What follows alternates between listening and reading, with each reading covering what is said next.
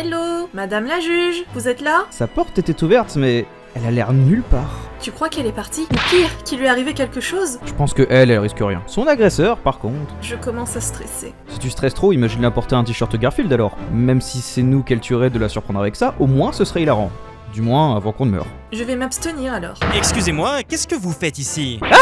Désolé, j'ai eu peur. On se connaît. C'est pas la juge Sassa en tout cas. Vous êtes son frère? Ou plutôt son ami d'enfance, dirons-nous. Ah, ok, désolé. Votre voix me dit quand même quelque chose. Appelez-moi Néloa en tout cas, ce sera plus simple. Eh bien, enchanté, j'imagine. Que faites-vous là? Vous squattez chez la juge Sassa? C'est mon ami d'enfance, il ne squatte pas. Je l'ai simplement invité. Évidemment que c'est son ami d'enfance avec une dégaine pareille. Ah! Bonjour, votre honneur. Allons, on est chez moi. C'est certes flattant d'être qualifié de votre honneur. Mais... Ah non, je n'ai rien à rajouter. Très flattant, continuez. Très bien, votre honneur. Poussy, vous pouvez m'appeler par mon petit nom, vous savez. Si ce n'est que vous. Si je m'attendais à voir Faroukon ici, ainsi que son apprenti. Mais j'y pense, la détective qui fait très peur, elle n'est pas avec vous? Non, elle viendra pas. Que me vaut votre présence à vous deux? Déjà, je tiens à vous dire que je prends en charge l'affaire de meurtre dans laquelle Galifan a été accusé. Oh, bien, bien. Vous tenez à rajouter une seconde défaite à votre compteur. Le pauvre procureur, corrompu jusqu'à la moelle, mais surtout coupable. Mais la présomption d'innocence... La présomption d'innocence est applicable dans le cas de Galifan, certes, puisqu'il y a un procès qui doit se tenir contre lui. Mais la présomption d'innocence reste un abus de langage.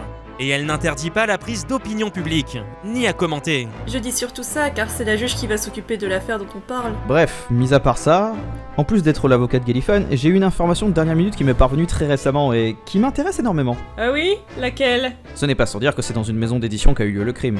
Bien sûr, oui. Déjà, cette information nous force à ressortir le dossier M314N de nos placards à l'agence, car il devrait servir durant le procès du procureur. Bien dit, apprenti. Et même outre ça, Galifan nous a parlé du fait que vous aviez vous-même essayé de publier un livre par le passé. En vain. Oula, vous remuez le couteau dans la plaie. Loin de nous cette idée. Au contraire, si ça permet à la juge de se confier. Toute information est bonne à prendre. Notre dossier est orienté envers les maisons d'édition de manga, mais même si vous vouliez éditer un roman, un light novel ou un essai, je suis prêt à tout prendre, car ça peut nous aider grandement pour la préparation de notre procès. S'il vous plaît, votre honneur. Même si vous ne souhaitez pas aider Galifan car vous le pensez sérieusement coupable, il n'y aura pas de réelle équité si vous nous cachez volontairement des informations. Très bien. De toute façon, si ça devient trop insupportable, j'ai de l'atropine en spray au cas où. D'ailleurs, si Poussy en veut une bouteille pour être tranquille dans la rue... Enfin, installez-vous, j'ai fait des cookies. Essayez de pas me dégueulasser le canapé quand même. Ça a été une plaie pour escroquer un Richard de son beau canapé à nouveau. Aussi, si tu te parfumes près de moi, je fous le camp. Reprenons. J'ai effectivement tenté de publier un roman quand j'avais la quinzaine. Oui, surprenant, je sais. Les maisons d'édition les plus connues ont refusé. Trop de pages apparemment ou pas assez intéressant. Le truc c'est que je me suis tournée vers de plus petites maisons d'édition. J'ai failli me faire avoir, notamment par un truc dont je pense que peu de personnes en dehors de ce monde connaissent l'existence. Les éditions à compte d'auteur. Globalement, au lieu qu'un éditeur valide votre manuscrit, vous demande des corrections, etc., on vous fait payer pour que la maison vous édite. Tout cela sachant que les revenus d'auteur sont déjà assez faibles, on parle d'entre 6% et 10% pour la moyenne. Et que normalement j'aurais dû toucher ce qu'on appelle un avaloir. Attendez, laissez-moi deviner. C'est une espèce de somme que vous touchez avant d'être édité, pour avancer si jamais votre livre ne marche pas ou un truc du genre? C'est sans doute possible que ça soit aussi pour payer les frais d'impression à la place de l'éditeur. Très honnêtement, je suppose que c'est ça, mais difficile de savoir exactement à quoi le avaloir sert. Le plus terrifiant, c'est surtout que j'en avais jamais entendu parler. Autant vous dire que j'ai eu de la chance d'avoir encore des gens en vie autour de moi pour me dire que l'édition à compte d'auteur, déjà ça suintait la nécrose, mais encore plus sachant qu'il n'y avait aucun avaloir de prévu, et aucune indication sur les pourcentages. On parle de gars qui m'ont répondu en même pas une semaine, ils avaient l'air à fond, mais très honnêtement, quitte à m'empoisonner la vie, je préfère y aller à l'acide formique directement dans la jugulaire. Une façon Cléopâtre, histoire d'être un peu classe, sauf passer le stade du cadavre. C'est pas genre hyper traumatisant de vivre avec quelqu'un qui te parle de mort et de poison tout le temps, Néloa? Non, ça va. Maintenant, j'ai l'impression d'être redevenu un ensemble d'atomes, et que ma mort apportera rien de plus à l'univers. Et puis ces cookies sont pas trop mal. Vous égarez pas trop, sinon je rajoute du... Oh, quelqu'un veut un thé? Poussy, un petit Darling, Lady Grey, Earl Grey, chai latte peut-être? Un chocolat chaud, ça ira très bien, je pense. Bref, thé noir pour Faroukon et pour Néloa, et s'il y a un goût très amer, c'est la strychnine. Reprenons. Le avaloir est de ce que j'ai pu lire, pas une nécessité en prime, voire parfois en dessous de 500 €. Même s'il semble qu'il soit entre 1500 et 2000 € généralement. Ajoutez à ça un salaire de misère, le fait que certaines maisons d'édition fassent des publications à thème, voire que le pourcentage de certains revenus soit calculé sur le nombre de livres vendus plutôt qu'à un espèce de taux fixe, et on arrêtera peut-être de se demander pourquoi les gens lisent et écrivent soi-disant plus autant. Bien sûr, ça a l'air possible de négocier, mais soyons honnêtes, une femme lesbienne qui écrit de la fantaisie hyper gore avec des lesbiennes dangereuses, la menace du poison marcherait mieux sur les éditeurs que le marchandage en lui-même.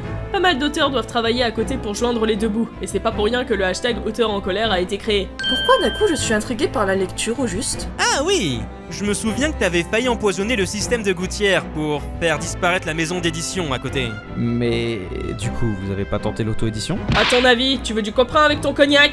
Vous n'avez pas essayé alors? C'est dommage de voir tant d'auteurs baisser les bras à cause de ce système. Oh, j'ai plus ou moins essayé, si, à vrai dire. Merci d'avoir demandé, Poussinette. En soi, c'est surtout l'impression qui m'avait coûté un bras à l'époque. Sur les 15 livres que j'avais pu imprimer, je devais vendre 24 € à l'unité pour que ce soit pas à perte, quelque chose comme ça. Depuis, c'est un peu resté un cauchemar ambulant. J'ai laissé tomber l'idée de devenir autrice à temps plein. Et t'as préféré partir sur Juge pour pouvoir écouter les autoristes. Absolument. Wouah, le background. Et empoisonner en toute impunité les autres connards? Oui bah ça va, on est tous humains dans le fond, hein. Cela dit, je ne suis pas sûr que ça nous servira tout ça. Vous avez d'autres petits trucs pour nous? S'il vous plaît, c'est vraiment important. C'est pas pour Faroukon ni pour Galifan, c'est pour la justice. Bah, c'est un peu pour Galifan quand même, Poussy. N'oublie pas tout ce que je t'ai appris quand même. C'est pas pour Faroukon, c'est pour Galifan et la justice. Ouais, comme tu veux. Un peu vexant néanmoins. Ah oui, je cherchais juste mon serpent. Je crois qu'il est sorti de son terrarium. Enfin, peu importe. Dites-moi si vous le retrouvez. Quelqu'un aimerait de nouveau des cookies? Bref, reprenons. Me semble qu'on est arrivé à un point où les autoristes ont subi de grosses pertes de rentrée d'argent à cause du Covid. Moins de possibilités d'aller à des festivals où ils peuvent se vendre. Enfin, vendre leur écriture, je suppose. J'y suis jamais allé, difficile à dire. Mais les auteurs qui tentent d'obtenir de meilleurs droits, ça s'entend. Quant à l'auto-édition, je vous avouerai que je m'y connais assez peu. C'est arrivé assez récemment pour mon âge, et ça demande déjà d'avoir un certain public. Et c'est pas les algorithmes de nos multiples réseaux sociaux qui permettront ça. C'est sûr que si une petite artiste publie du jour au lendemain un petit livre, et LGBTI qui plus est, elle a peu de chance d'être une best-seller. Si tu savais. Tout à fait, Poussinette. Prenez-en de la graine, avocat Faroukon. Même en ayant publié mon roman de façon tout à fait gratuite pour le rendre accessible au possible, et même en tant que juge, j'ai à peine une dizaine de lecteurs. Je vous laisse imaginer le massacre que c'est pour ceux qui ne disposent pas de second métier, ou de très peu d'informations sur le domaine de l'édition littéraire, sans compter que les prix des livres peuvent vite être onéreux dans une société où certaines personnes doivent cumuler plusieurs professions. Les livres Uber Eats, tout ça. Les livres dits scientifiques, comme les traités de Labov en linguistique, ou les manuels de grammaire anglaise un tant soit peu cotés, autant vous dire que ça coûte extrêmement cher, surtout pour un étudiant moyen. En partie à ça que servent les bibliothèques universitaires. Oh, je vais devoir vous laisser, j'ai rendez-vous avec Christophe Gavin, un très bon avocat. Vous devrez le rencontrer, il vous plairait. J'espère que ça vous servira à quelque chose, et Poussinette, n'hésite pas à repasser ou à me demander si tu as besoin de quoi que ce soit. Je sais que la situation d'apprenti est difficile. Bah en fait, moi ça va. Je pense pas être vraiment à plaindre, même si j'ai plus de travail en ce moment, si vous voyez ce que je veux dire. Poussy, dis pas ça, je vais chialer. Pardon, patron, mais vous en faites pas. Foncez donc à votre rendez-vous. Elle est déjà partie, mais bien tentée. Elle part en nous laissant chez elle sans trop surveiller. Je surveille. Et si elle me demande pas de quitter les lieux, c'est qu'elle compte sur moi pour retrouver son serpent. Vous voulez de l'aide? Vous ne voulez pas m'aider. Faut savoir s'y prendre avec Lyre. Il est venimeux. Ouais, j'avoue qu'on aurait dû s'en douter. On fera mieux de dégarpir du coup. De toute façon, on doit préparer le procès pour demain, et ce ne sera pas de tout repos. Bien vu. Je pense qu'il est inutile de vous préciser que ce n'est pas moi que vous devez convaincre. C'est Sassa, la juge. Et elle a déjà un avis très tranché sur la situation. On fera attention, oui. Je serai quand même là pour assister au procès, comme j'ai assisté à vos débuts à vous tous dans le tribunal. Je m'en voudrais de rater ça. Avec Sassa comme amie d'enfance, c'est difficile de ne pas être passionné par les tribunaux.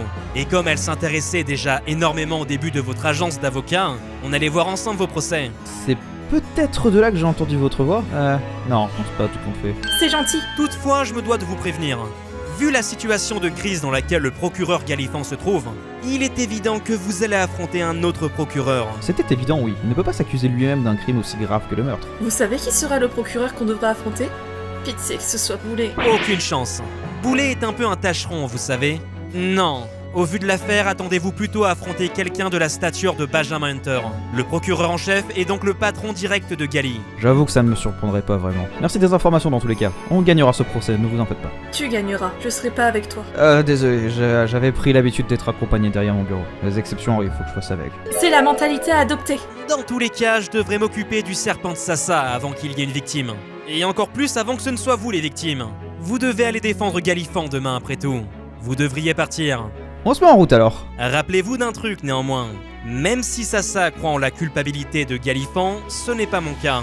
Contrairement à moi, elle le connaît assez peu.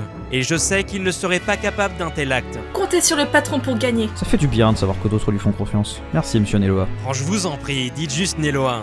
Je vous ai assez vu exercer au tribunal pour vous cerner suffisamment. D'autant que Sasa vous considère comme des proches. Donc on n'a pas besoin de forme de politesse de ce genre. Pas faux. Poussez, on s'échappe, avant que l'un de nous donne vive une expérience de mort imminente.